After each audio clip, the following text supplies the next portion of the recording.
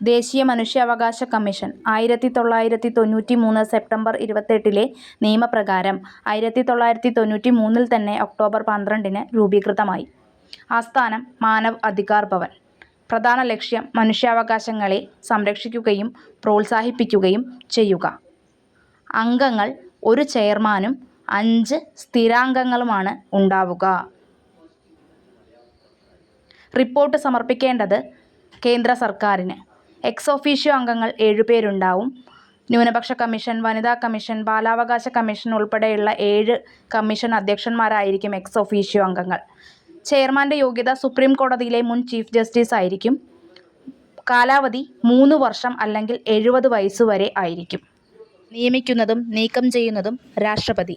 രാജിക്കത്ത് കൊടുക്കേണ്ടത് രാഷ്ട്രപതിക്ക്. ആദ്യ ചെയർമാൻ ജസ്റ്റിസ് രംഗനാഥ മിശ്ര. 2026 ഇപ്പോഴത്തെ ചെയർമാൻ ജസ്റ്റിസ് വി. രാമസുബ്രഹ്മണ്യൻ.